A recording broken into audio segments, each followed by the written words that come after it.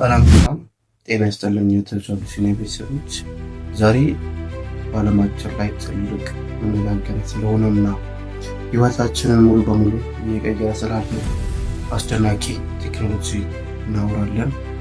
አዎ፣ ስለ አርቲፊሻል ኢንተለጀንስ ኤአይ ወይም ሰው ሰራሽ አስተውሎት።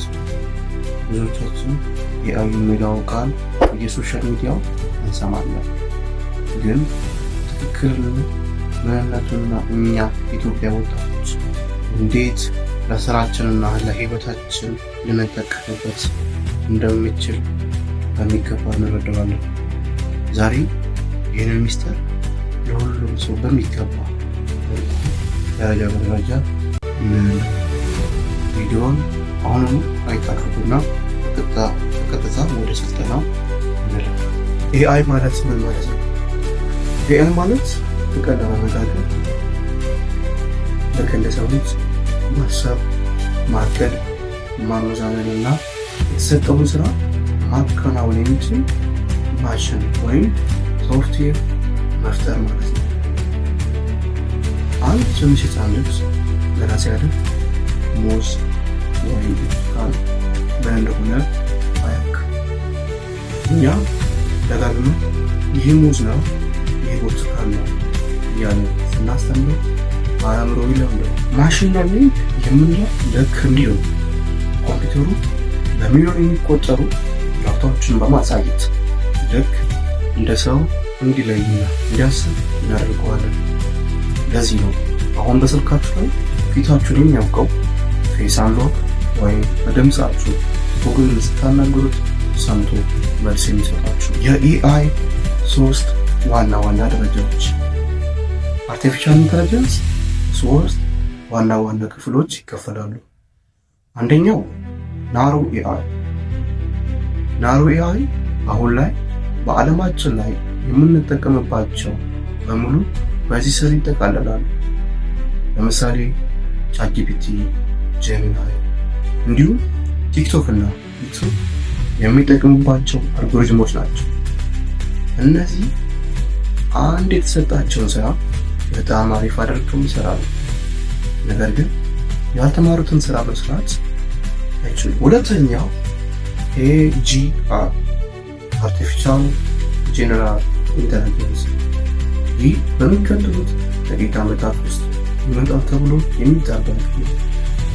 ልክ እንደ ሰው ልጅ ስህተት የሚማር ክሬቲቭ የሆነና አጠቃላይ እውቀት ያለው ኤአይ ማለት ነው።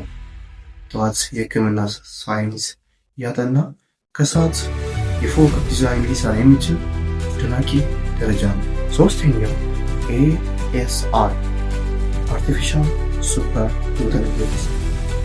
ይህ ደግሞ የሰው ልጅ አጠቃላይ አእምሮ በላይ የሚልቅ ደግሞ ረቂቅና በዓለማችን ላይ ያለ እንደ ካንሰር ያለ ከባድ በሽታዎችን በቀላሉ ሊፈታ የሚችል የኤአይ ጫፍ ደረጃ። አንድ ወሳኝ ጥያቄ፣ ኤአይ ስራችንን ይቀመናል?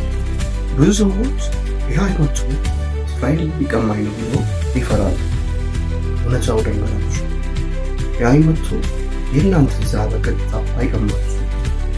ነገር ግን ስለ ኤአይ በሚገባ ያወቀ ራሱን ያሳደገ እና ኤአይን እንዲረዳ ተጠቅሞ በታማነቱ የጀመረ ሌላ ፍሪላንሰር ወይም የስራ ባልደረባችሁ እሱ ስራችሁን ይቀማችሁ።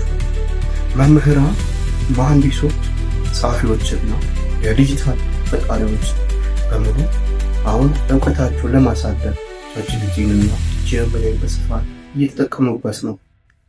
እኛስ ለምን ወደ ኋላ እንቀራለን? የኢትዮጵያ ወጣቶች ሆይ ቴክኖሎጂን ለጊዜ ማጥፊያ ወይም ለቲክቶክ ቪዲዮ ማየት ብቻ ሳይሆን ራሳችንን የምንቀይርበት ነገር የምናገኝበት ትልቅ በር አድርገን ልንጠቀምበት ይገባል። መሰረታዊ የኤአይ ስኪሎችን መማር ዛሬ መጀመር አለብን። በቀደሙት ቪዲዮቻችን ላይ ጄሚናይ ተጠቅመን እንዴት የአፕወርክ እና የፋይቨር ፕሮፋይሎቻችን ማሳመር እና ስራ ማግኘት እንደምንችል ተግባር አሳይቻለሁ። እባካችሁ ጊዜ ሳታጠፉ ዛሬ ነው ለማለት። ይህ የዛሬው የኤአይ መግቢያ ስልጠና ጠቃሚ ሆኖ ካገኛችሁት ለሌሎች ጓደኞቻችሁ ሼር አድርጉት። ቻናላችንን ሰብስክራይብ ማድረግ እንዳትረሱ። ቪዲዮ እስከ መጨረሻ ማየታችሁን እንዳት ኮመንት ላይ 6 ቁጥር ጽፋችሁ ብላፉ። በሚቀጥለው ቪዲዮ በሌላ ምርጥ ትምህርት እስክንገናኝ ከታች አቢሲኒያ ጋር ሁል ጊዜ ወደፊት ቸር ሰንብቱ። ቻው።